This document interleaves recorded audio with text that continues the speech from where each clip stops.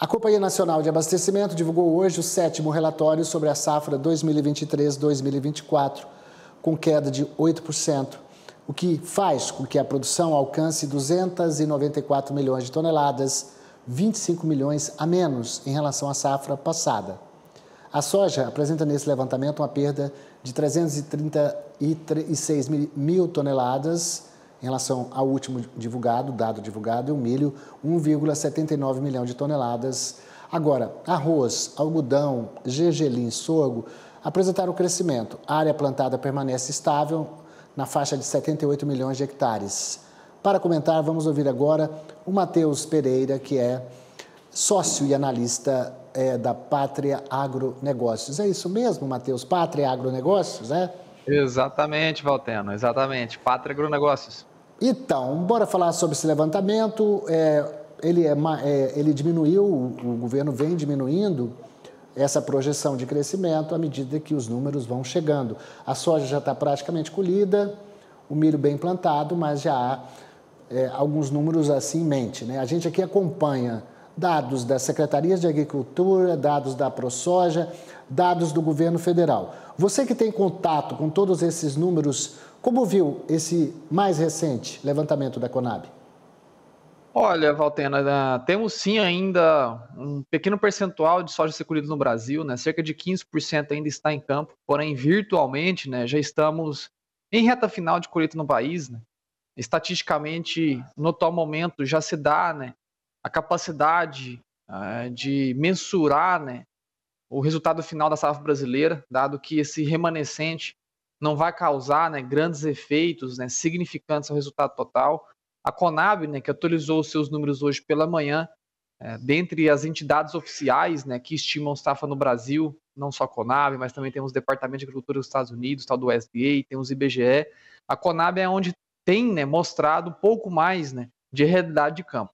Nós aqui da Pátria também, né, fazemos o nosso levantamento autoral, que está hoje em 143 milhões de toneladas de soja sendo colhida no nosso país, que se aproxima muito, né, das 146 milhões estimadas hoje pela Conab.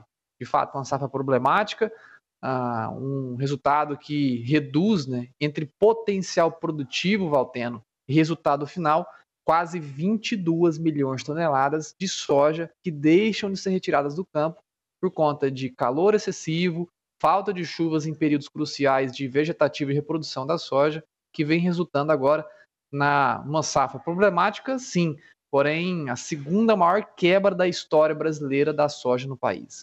Você está falando em quanto? Ano passado a gente teve o quê? 158 milhões de toneladas de soja, não foi isso? Por aí, né? Exatamente. E agora nós vamos reduzir 20 milhões, então seria para 138 milhões, é isso que você está falando? Não, Valtena. Estou dizendo que o potencial produtivo, né? Se a gente tivesse um clima tão favorável, tão benéfico, como a gente observou no ano passado, devido ao incremento de área desse último ciclo safra, desse atual ciclo safra, teríamos um potencial produtivo de mais de 165 milhões de toneladas.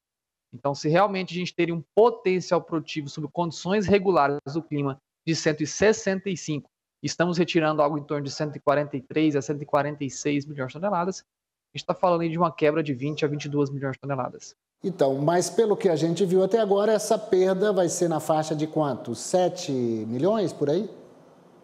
Em comparação com o ano passado? Em comparação com o ano passado, a gente está falando de quase 10 milhões de toneladas perdidas em relação ao ano passado. Agora, o milho é que é mais cruel, né? Exato. O milho, a gente tem tantos problemas de produtividade, né, Valtena, assim como redução de área total também, né? O milho total brasileiro, segunda safra, né, que é a maior safra do país, né, que é plantado agora, semeado, cultivado e colhido durante o inverno aqui no hemisfério sul, né? O milho vem sofrendo com redução de área, falta de janela ideal de plantio, né? E agora, né, em algumas regiões como Mato Grosso do Sul, São Paulo, Paraná, vem sofrendo também com a seca, calor excessivo, que vai limitando o potencial produtivo, viu, Valtena?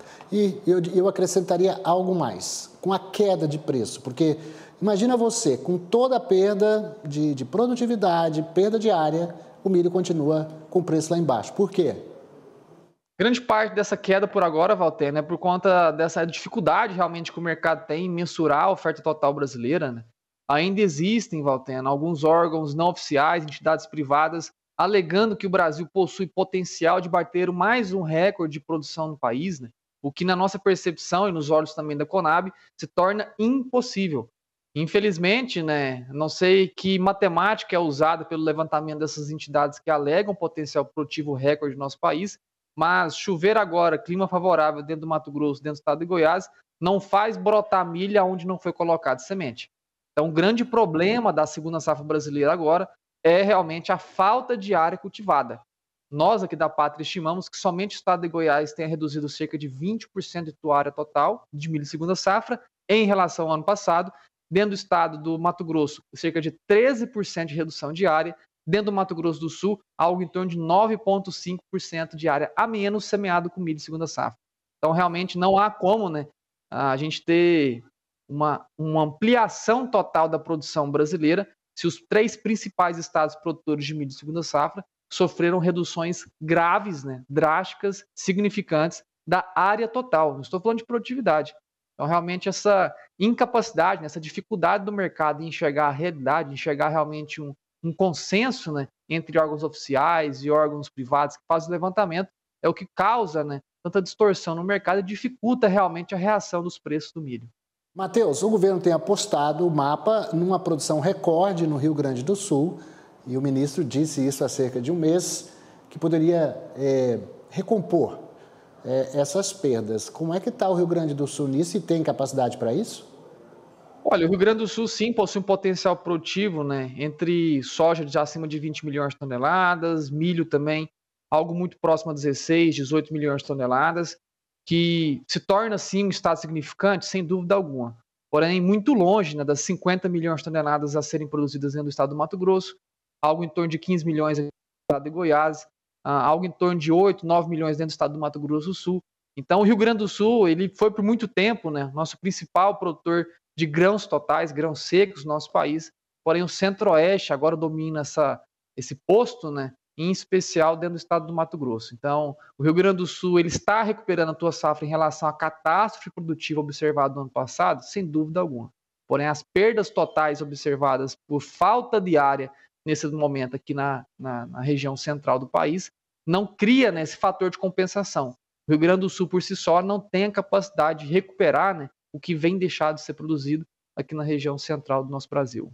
Matheus, vamos falar então de alguns números que são bons com relação à cultura de... Que mesmo que foi bom? Foi feijão, arroz também, não foi lá grande coisa, mas está lá mantido na média, 10 milhões e meio de toneladas. Algodão, 3,5 milhões de toneladas, vamos bem no algodão, né? São todas culturas alternativas, né, Valtena? Essas culturas alternativas como gergelim, arroz, trigo, sorgo, né? Eles vêm realmente nesse processo de expansão de área, né? E pelo mesmo motivo, né, que se teve com a redução da área do milho.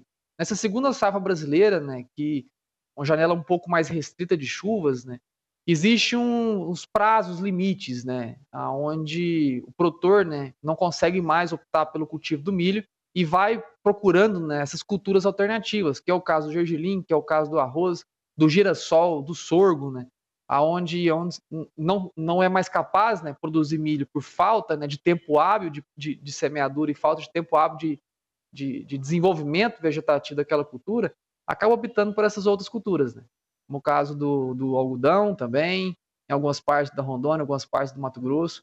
Então, de fato, essas culturas alternativas, né, elas estão agora com essa não só uma área um pouco mais, enfim, um pouco mais observada, uma área em expansão nesse ciclo safra, mas também produtividades, né, que vem também, né, se mostrando muito saudáveis por agora, viu, Valtena?